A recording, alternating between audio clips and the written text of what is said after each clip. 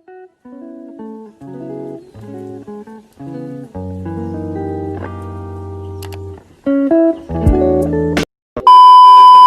will explain how to make milky orange juice.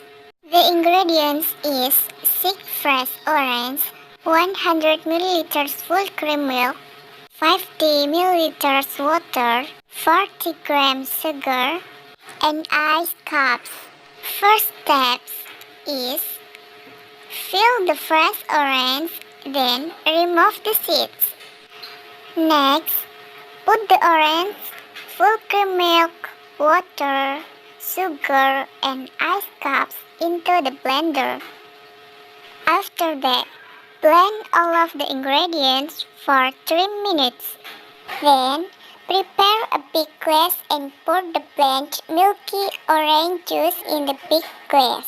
And last, the blended milky orange juice is ready to serve.